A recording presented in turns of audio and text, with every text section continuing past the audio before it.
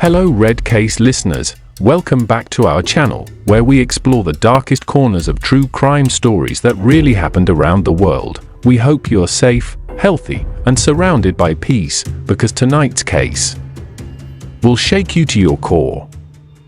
It's a story that many have called the most heartbreaking criminal case in modern Japanese history. It's about a bright young girl, full of promise and dreams, a girl named Junko Furuta, a name that will never be forgotten, because what happened to Junko wasn't just a crime, it was a brutal reminder of the evil that can hide in plain sight. Junko Furuta was born on January 18, 1971, in Misato, a suburb in Saitama Prefecture, Japan. She was the second of 3 children in a modest, working-class family. Junko's parents worked hard. They believed in structure, discipline, and education. Junko, for her part, was the kind of daughter every parent dreams of: polite, diligent, and respectful. At 17 years old, Junko stood out, not for being flashy, but for being focused. While many teens rebelled or chased the excitement of youth, Junko was building her future. She was ambitious. She dreamed of becoming an office worker, saving up money to support her family, and someday living a peaceful life. At Yashiominami High School, Junko was well liked by both teachers and classmates. She didn't drink. She didn't party. She didn't even date. Instead, she worked a part-time job at a plastic molding factory after school. She saved her money. She studied hard. She was, by all accounts, pure-hearted and full of potential, but all that promise was about to be destroyed. In the same town, there lived a boy named Hiroshi Miyano, but Hiroshi wasn't like Junko. He was trouble, a known bully, a delinquent, and by 1988, a full-fledged member of the Yakuza-affiliated underworld. At just 18 years old, Hiroshi had already cultivated a reputation: brutal, violent, and dangerously manipulative. He ran with a small gang of friends: Joe Ogura, Shinji Minato, and Yosushi Watanabe. Together, they saw themselves as untouchable. They stole. They extorted. They preyed on the weak, but Hiroshi wanted something different. He wanted to own someone, to have full control of life, of body, of power, and in his twisted mind, Junko Furuta was the perfect target. It was the evening of November 25, 1988. Junko had just finished her part-time shift and was riding her bicycle home. She was just minutes away from her house, just minutes away from safety, but then Hiroshi appeared. He pretended to have a casual encounter. He knocked her off her bike, pretended to help, lured her in, and before Junko could realize the danger, she was taken, kidnapped. But this wasn't just a spur-of-the-moment crime. This was planned, premeditated, and chillingly orchestrated.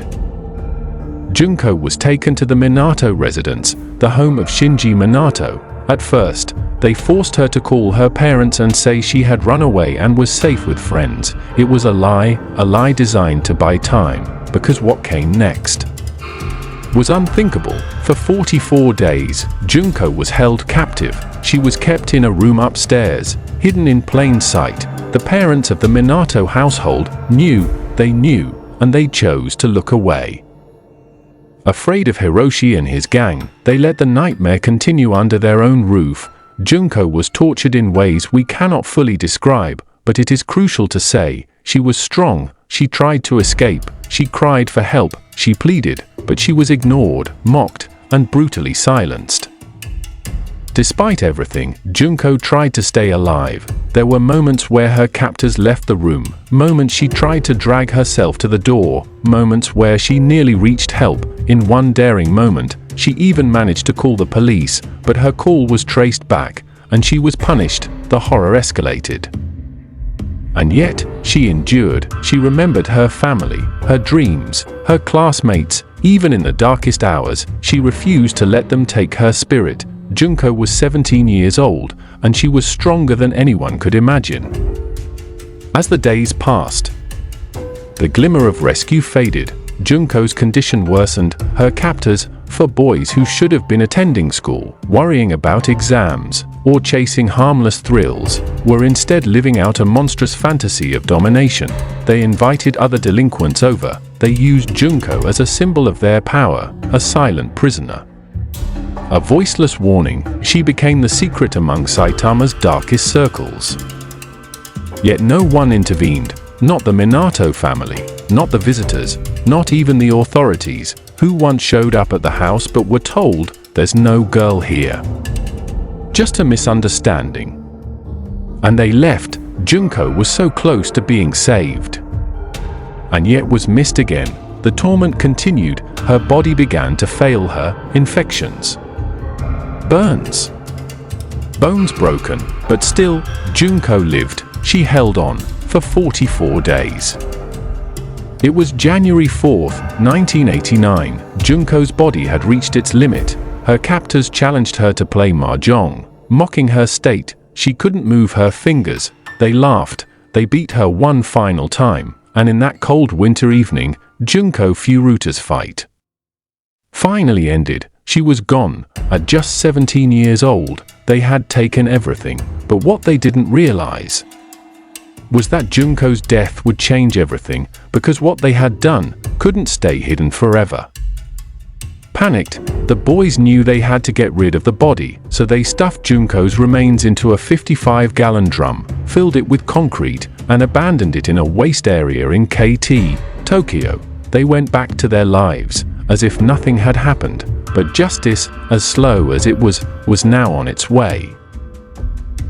It all began to unravel when Hiroshi Miyano and Joe Ogura were arrested for a completely unrelated case, the abduction of another girl, a girl who, by some miracle, survived. When police interrogated the boys, something felt off. They suspected more, and when detectives mentioned the unrelated missing person case of Junko Furuta, Hiroshi panicked. He thought his friend had confessed, and so, he confessed too.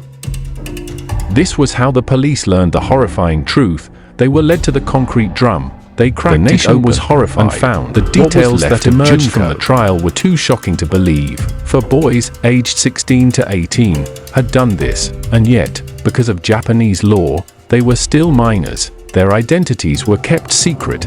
They were tried in juvenile court. The public was outraged. Hiroshi Miyano received 20 years, Shinji Minato, 5 to 9 years, Yasushi Watanabe, 5 to 7 years, Joe Ogura, 8 years, yes. 8 years for the most monstrous acts imaginable. They would all walk free before they turned 30. The public demanded reforms, protests were held. Junko's story became a symbol of injustice, of youth violence, of a broken system. Junko's parents were devastated. Her mother collapsed in court upon hearing the details of what her daughter had endured. She had raised a daughter who was polite, disciplined, and bright, only to see her future taken in the cruelest way imaginable. They never fully recovered. No family would. Her younger brother, now grown, still visits her grave, still brings flowers, still remembers the laughter, the piano music, the dreams, all of it stolen.